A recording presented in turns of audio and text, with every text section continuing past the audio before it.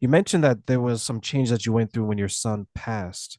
Do you think that he's like the battery that's powering you to deliver everything that you do within the group and within the world today?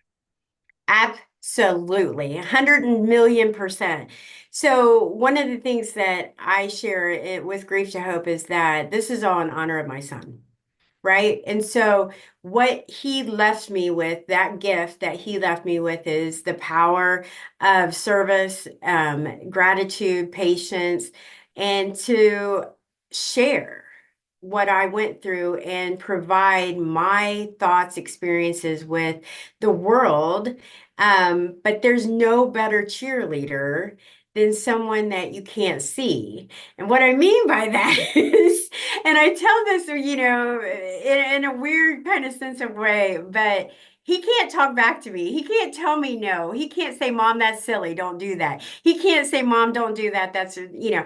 He has to provide the cheer without saying a word, right? And so that what better cheerleader? Like if all supporters could just be there and support you and they agree with every single thing you do, right? They're the best cheerleaders, right? Like he can't tell me, Mom, that's silly, Mom, that's no, that doesn't make sense, or quit embarrassing me, or whatever kids do, right?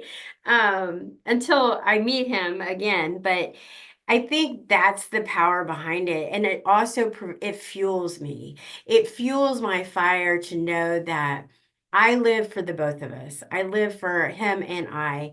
Until I pass, this is him and I, right? Against the world. And so I need to protect my honor like nothing else. And so when I get to the point where I want to quit or I want to stop or something fails, I have the most powerful thing backing me up, and that is my son's honor. And so I'm like, nope, not going to quit, not going to let up. This is all because of him. And it's the most amazing support you can ever ask for. And it doesn't speak back. So it's a win-win kind of thing.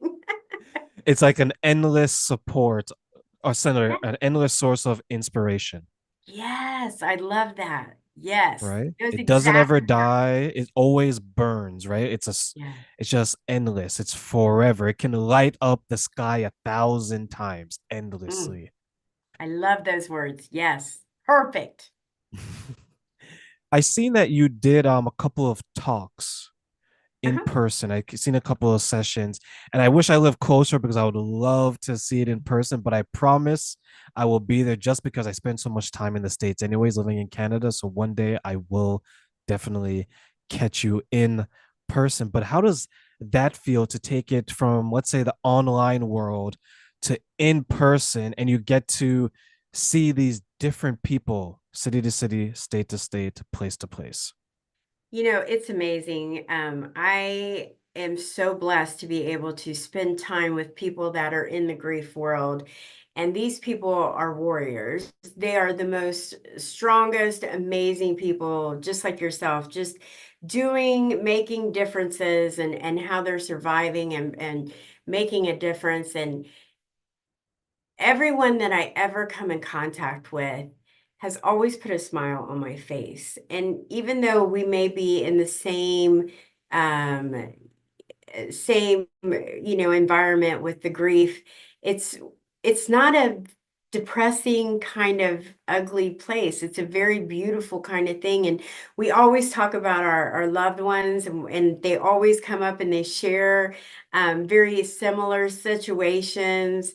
One of the greatest things that I'm heavily involved in is men and women in recovery right now. And so I'm going to, several institutions where there's men and women and they're handling their recovery. And I go in, I talk to grief. And a lot of times they're like, this is the first time I've ever even talked about my grief, right?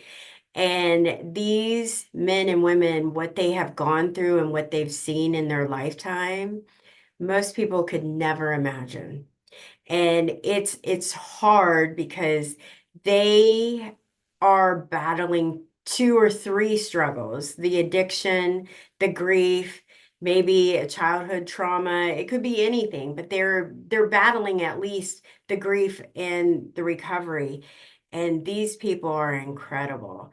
I cannot stress enough that meeting people where they're at in an open forum, allowing people to be their natural, authentic self is just incredible. It's like no one puts on a mask, a fake kind of persona. They're just raw in them.